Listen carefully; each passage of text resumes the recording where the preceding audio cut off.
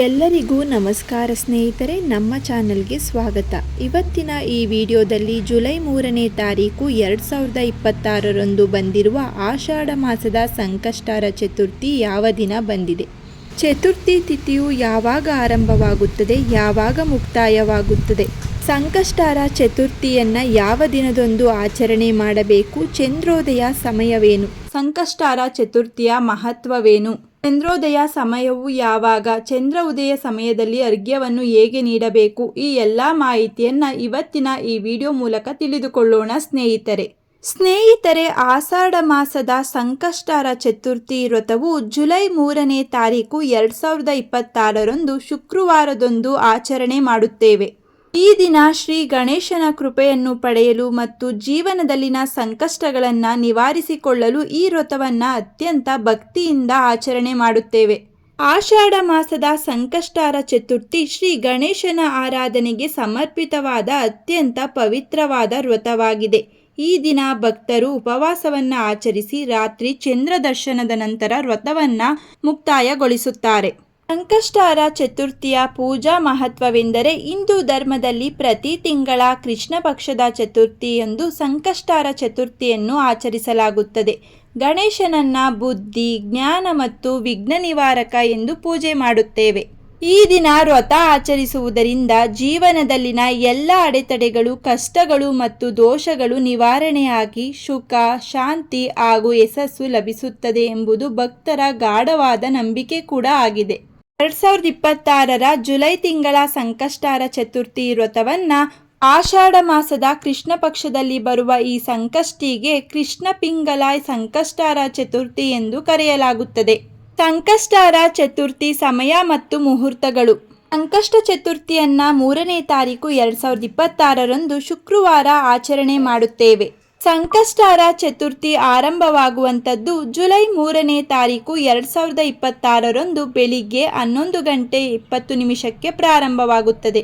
ಚತುರ್ಥಿ ತಿಥಿ ಮುಕ್ತಾಯಗೊಳ್ಳುವಂಥದ್ದು ಜುಲೈ 4ನೇ ತಾರೀಕು 2026ರಂದು ಮಧ್ಯಾಹ್ನ 12:39 ಮುಕ್ತಾಯಗೊಳ್ಳುತ್ತದೆ. ಚಂದ್ರೋದಯ ಸಮಯ ಜುಲೈ 3ನೇ ತಾರೀಕು 2026ರಂದು ರಾತ್ರಿ 9:54 ಚಂದ್ರೋದಯ ಪ್ರಾರಂಭವಾಗುತ್ತದೆ. ಈ ಸಮಯದಲ್ಲಿ ಸಂಕಷ್ಟಹರ ಚತುರ್ಥಿ ವ್ರತದ ಅರ್ಘ್ಯವನ್ನು ಸಮರ್ಪಣೆ ಮಾಡಬೇಕು. ಈ ದಿನ ಸೂರ್ಯೋದಯ ಬೆಳಿಗ್ಗೆ 5:55 ಪ್ರಾರಂಭವಾಗಿ ಸೂರ್ಯಾಸ್ತ ಸಾಯಂಕಾಲ 6:50 ಮುಕ್ತಾಯಗೊಳ್ಳುತ್ತದೆ. ಈ ದಿನ ಪರಭಾವ ನಾಮ ಸಂವತ್ಸರವಿದ್ದು ನಿಜ ಜ್ಯೇಷ್ಠ ಮಾಸ, ಕೃಷ್ಣ ಪಕ್ಷ, ತೃತೀಯ ತಿಥಿ ಶುಕ್ರವಾರ ದಿನ ಬಂದಿದ್ದು ಶ್ರವಣ ನಕ್ಷತ್ರ, ವಿಷಂಬ ಯೋಗ, ಭವಕರ್ಣ ಯೋಗ ಈ ದಿನ ಕೂಡಿ ಬಂದಿದೆ. ಚಂದ್ರ ದರ್ಶನದ ನಂತರ ವ್ರತವನ್ನ ಪಾರಣ ಮಾಡಬೇಕು. ಸಂಕಷ್ಟಹರ ಚತುರ್ಥಿ ವ್ರತ ಪೂಜೆ ಮಾಡಲು ಸಮಯವೆಂದರೆ ಜುಲೈ 3ನೇ ತಾರೀಕು ರಾಹುಕಾಲ ಮತ್ತು ಯಮಗಂಡ ಕಾಲ ಇವೆರಡನ್ನು ಬಿಟ್ಟು ಉಳಿದ ಸಮಯದಲ್ಲಿ ದಿನಪೂರ್ತಿ ಪೂಜೆಯನ್ನ ಮಾಡಬಹುದು. ಸಂಕಷ್ಟಹರ ಚತುರ್ಥಿ ವ್ರತವನ್ನು ಆಚರಿಸುವುದರಿಂದ ಜೀವನದ ಅಡೆತಡೆಗಳು ನಿವಾರಣೆಯಾಗುತ್ತವೆ, ಕಾರ್ಯಗಳಲ್ಲಿ ಯಶಸ್ಸು ದೊರೆಯುತ್ತದೆ, ಆರ್ಥಿಕ ಹಾಗೂ ಕುಟುಂಬದ ಸಂಕಷ್ಟಗಳು ಕಡಿಮೆಯಾಗುತ್ತವೆ, ಬುದ್ಧಿ, ಜ್ಞಾನ ಮತ್ತು ಶುಭ ಫಲಗಳು ಲಭಿಸುತ್ತವೆ. ಅಷ್ಟೇ ಅಲ್ಲದೆ ಸಂತಾನ ಸುಖ ಮತ್ತು ಆರೋಗ್ಯವು ವೃದ್ಧಿಯಾಗುತ್ತದೆ. ಸಾಲಬಾಧೆ, ಶತ್ರುಬಾಧೆ ಮತ್ತು ಮಾನಸಿಕ ಒತ್ತಡವನ್ನು ಕಡಿಮೆ ಮಾಡುತ್ತದೆ ಹಾಗೂ ಶಿಕ್ಷಣ, ಉದ್ಯೋಗ ಮತ್ತು ವ್ಯಾಪಾರದಲ್ಲಿ ಯಶಸ್ಸು ದೊರೆಯುತ್ತದೆ. ನಮ್ಮ ಜೀವನದಲ್ಲಿ ಸಮೃದ್ಧಿಯು ನೆಲೆಸುತ್ತದೆ. ಗಣೇಶನಿಗೆ ಜಪಿಸಬೇಕಾದ ಮಂತ್ರಗಳು. ಗಣೇಶನ ಮೂಲ ಮಂತ್ರ ಓಂ ಗಂ ಗಣಪತಿಯೇ ನಮಃ ಎಂಬ ಮಂತ್ರವನ್ನ 108 ಬಾರಿ ಜಪ ಮಾಡಿ. ಹಾಗೆ ಗಣೇಶನ ಧ್ಯಾನ ಶ್ಲೋಕವನ್ನ ಹೇಳಿಕೊಳ್ಳಿ. ವಕ್ರತುಂಡ ಮಹಾಕಾಯ ಸೂರ್ಯಕೋಟಿ ಸಮಪ್ರಭ ನಿರ್ವಿಘ್ನಂ ಕುರುಮೇ ದೇವ ಸರ್ವಕಾರ್ಯೇಷು ಸರ್ವದಾ ಎಂಬ ಶ್ಲೋಕವನ್ನ ಹೇಳಿ. ಜೊತೆಗೆ ಗಣೇಶನ ಗಾಯತ್ರಿ ಮಂತ್ರವನ್ನು ಕೂಡ ಪಠನೆ ಮಾಡಿ. ಓಂ ಏಕದಂತಾಯ ವಿದ್ಮಹೇ ವಕ್ರತುಂಡಾಯ ಧೀಮಹಿ ತನೋದತ್ತಿ ಪ್ರಚೋದಯತ್ ಆ ಶ್ಲೋಕವನ್ನು ಹೇಳಿಕೊಂಡು ಗಣಪತಿಗೆ ನಮಸ್ಕಾರವನ್ನು ಸಲ್ಲಿಸಬೇಕು. ಗಣಪತಿಗೆ ಪೂಜೆ ಮಾಡಿದ ನಂತರ ಚಂದ್ರನಿಗೆ ಪೂಜೆಯನ್ನು ಮಾಡಿ ಚಂದ್ರ ದರ್ಶನವನ್ನು ಮಾಡಿ ಹಾಗೂ ಅರ್ಘ್ಯವನ್ನು ಸಮರ್ಪಣೆ ಮಾಡಿ. ರಾತ್ರಿ 9:54 ಚಂದ್ರೋದಯದ ಸಮಯ. ಈ ಸಮಯದಲ್ಲಿ ಚಂದ್ರನ ದರ್ಶನವನ್ನು ಮಾಡಬೇಕು. ಚಂದ್ರನಿಗೆ ನೀರು, ಅರ್ಘ್ಯವನ್ನು ಅರ್ಪಿಸಬೇಕು. ಹೂವು ಮತ್ತು ಅಕ್ಷತೆಯನ್ನು ಸಮರ್ಪಿಸಬೇಕು. ಚಂದ್ರನಿಗೆ ನಮಸ್ಕಾರ ಮಾಡಬೇಕು. ನಂತರ ಗಣೇಶನ ಪ್ರಸಾದವನ್ನು ಸೇವಿಸಿ ಉಪವಾಸವನ್ನು ಮುಗಿಸಬೇಕು.